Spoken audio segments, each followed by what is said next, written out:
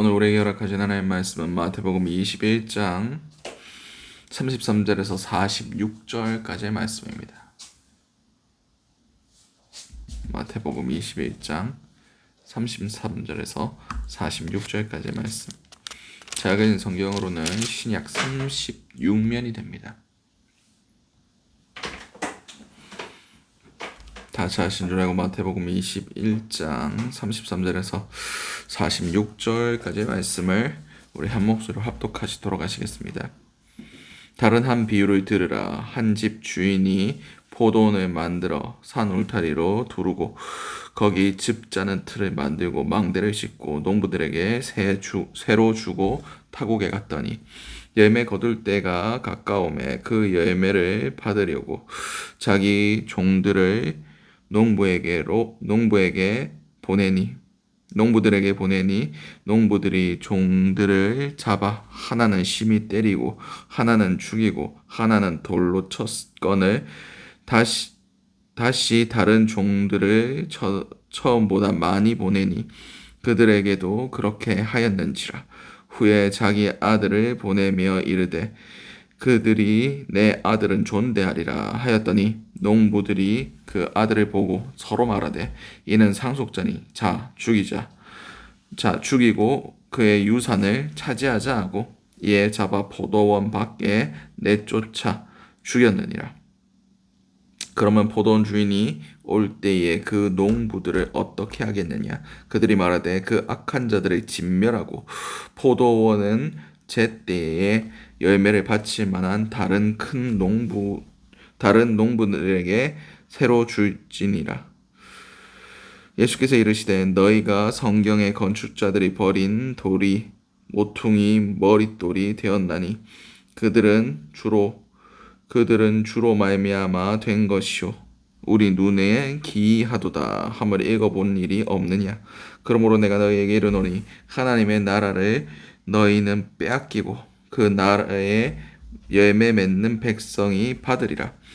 이 돌 위에 떨어지는 자는 깨지겠고 이 돌이 사람 위에 떨어지면 그를 가루로 만들어 흩으리라 하시니 대제사장들과 바리새인들이 예수의 비유를 듣고 자기들을 가리켜 말씀하심인 줄 알고 잡고자 하나 무리를 무서워하니 이는 그들이 예수를 선지자로 알미였더라. 아멘.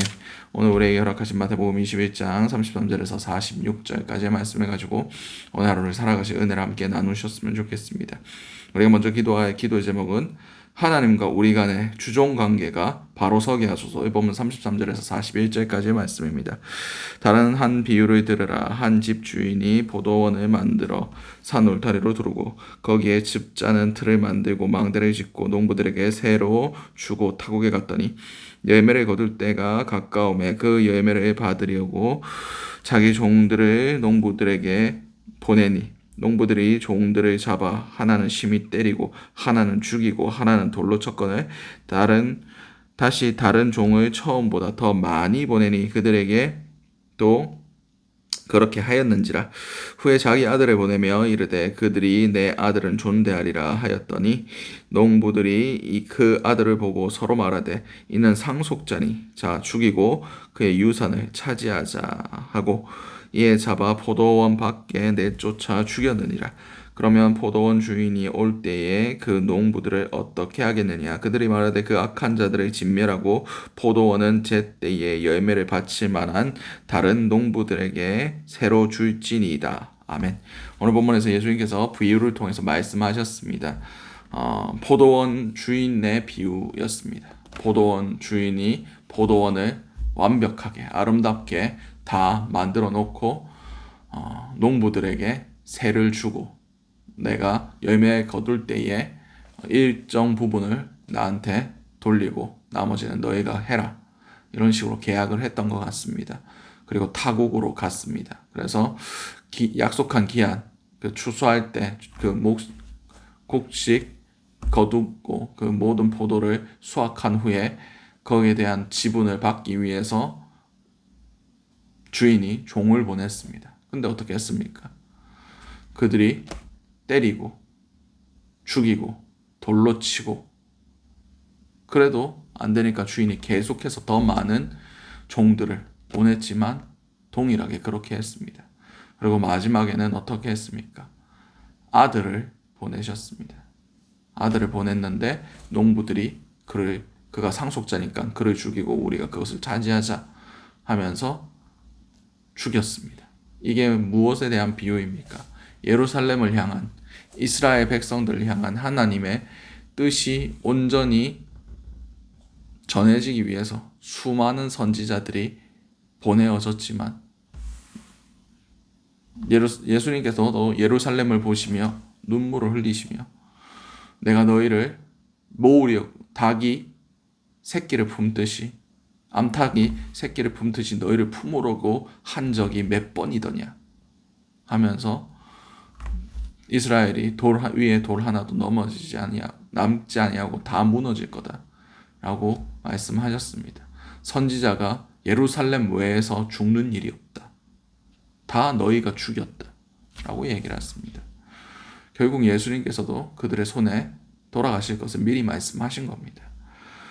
그들이 지금 그 포도원을 무엇으로 여기고 있었습니까? 자기 걸로 여기고 있었습니다. 다시 말해서 그 하나님께 돌려야 할 마땅한 찬양과 영광을 자기 영광으로 취하고 있었다는 겁니다. 내가 대제사장이다. 내가 바리새인으로서 율법적으로 완전하다. 하나님을 섬긴다고 그들이 착각하고 있었지만 그 영광을 자기가 취하고 자기 것인 양, 자기 마음대로, 자신의 욕심대로, 자신의 편의대로 사용하고 있었다는 것을 지금 비유를 통해서 말씀하고 계십니다. 그렇습니다. 우리는 하나님과의 이 주종 관계가 바로 서야 됩니다. 하나님은 결코 우리를 위해 존재하시는 분이 아니세요. 우리가 하나님을 위해 존재하는 겁니다. 하나님이 왜 우리 기도 들어주셔야 됩니까? 왜 우리의 요구를 들어주셔야 됩니까? 하나님의 뜻이 우리의 삶을 통해서 이루어져야 되는 게 맞습니다. 하나님, 내게 무엇을 명령하고 싶으십니까? 그렇게 물어봐야지. 내가 원하는 바를 계속해서 하나님께 주절주절 얘기하는 것은 하나님을 내 목적을 위해서 사용하겠다는 뜻입니다. 주종관계가 잘못된 거죠. 우리의 삶 가운데 이 주종관계가 바로 서기 원합니다. 이것이 바로 서지 않으면 어떻게 한다고 말씀하십니까? 그들을 다 진멸시키고 제때 주인에게 열매를 바칠 다른 농부들에게 세줄 것이다. 그렇습니다. 우리가 마땅히 올려드려야 할 경배와 순종과 찬양과 예배와 그 모든 것들을 올려드리지 않고 그것을 우리가 가로채고 내 것인 양 생각하면 그런 모든 사람들을 하나님께서 심판하실 것이다 라고 분명히 말씀하고 계십니다. 오늘 하루 살아가실 때 혹시 내가 주님의 것을 도적질하고 있진 않았는지, 주님을 내 필요의 도구로 잘못 인식하고 있지는 않았는지 다시 한번 잘 생각해 볼 수 있으시길 바랍니다. 그럼을 통해서 온전히 주님의 통치 안에서 주님께 합당한 예배를, 하나님께 합당한 기도와 합당한 우리의 삶의 영역들을 내어드릴 때에 정말 주님께서 원하시는 뜻들이 우리의 삶 가운데 이루어지는 그런 착하고 충성된 자들의, 종들의 삶이 될 수 있으시길 간절히 소원합니다. 두 번째 기도 제목은 진리를 대적하지 않게 하소서. 오늘 본문 42절에서 44절까지의 말씀입니다. 예수께서 이르시되 너희가 성경의 건축자들이 버린 돌이 모퉁이의 머릿돌이 되었나니 이것이 주로 말미암아 된 것이요 우리의 눈에 기이하도다 함을 읽어본 일이 없느냐.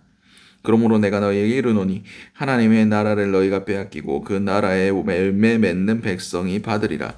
이 돌 위에 떨어지는 자는 깨어지겠고 이 돌이 사람 위에 떨어지면 그를 가루로 만들어 흩으리라 하시니. 아멘. 오늘 본문에서 예수님께서 시편 118편 2절의 말씀을 인용하셨습니다. 건축자들이 집 짓는 사람들의 버린 그 돌이 모퉁이의 머릿돌이 되었다 라고 말씀하고 계십니다. 그들이 무엇을 짓고 있었습니까? 자기의 성전을 짓고 있었죠.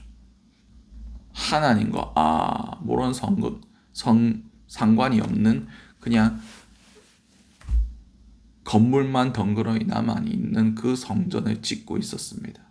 자기의 의를 쌓아 올리며 마치 바벨탑을 쌓듯이 자기의 그런 욕망과 자기의 편의를 위한 자기가 원하는 대로 그냥 그렇게 자신들의 성전을 짓고 있었습니다. 거기에 버림받은 돌이 무엇입니까? 예수 그리스도 아니십니까? 그것이 어디에 머릿돌과 모퉁이돌이 되었다고 말씀하고 계십니까? 교회의 모퉁이돌과 머릿돌이 되셨습니다. 그들이 잘 짓고 있는 그들만의 성전이 아니라 예수 그리스도의 육신된 바로 그 성전의 모퉁이돌과 머릿돌이 되셨습니다. 함께 지어져 가느니라. 그 사도들과 선지자들의 터 위에 예수 그리스도께서 친히 모퉁이의 머릿돌 되셔서 각 지체마다 함께 연결되어 가고 성령이 거하시는 거처가 되기 위하여 함께 지어져 가느니라. 주께서 교회의 머릿돌이 되셨습니다. 그들이 거부했으므로 예수께서 이방인들의 교회의 머릿돌이 되어 주신 겁니다. 그리고 이 돌 위에 떨어지는 자는 깨어지겠고 이 돌이 사람 위에 떨어지면 그거를 가루로 만들어 흩으리라. 이 돌이 바로 예수 그리스도입니다. 예수 그리스도의 복음입니다. 예수 그리스도의 진리입니다. 이것을 거부하고 거스르는 자가 심판을 받는다는 뜻입니다. 그렇습니다. 우리는 참된 진리를 추구하는 사람들입니다. 참된 진리를 쫓아가는 사람들입니다. 진리를 거부해서는 안 됩니다. 진리를 거스러서는 안 됩니다. 우리가 거부했던 그 진리가 우리를 심판하는 돌이 될 겁니다.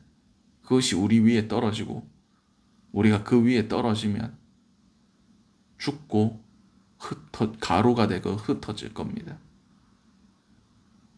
우리가 진리를 변형시키지 아니하고 진리를 거스르지 아니하고 온전히 진리를 붙들고 진리 대신 예수를 쫓아가는 우리의 삶이 될 수 있으시기 바랍니다. 기록된 대로 믿으면 됩니다.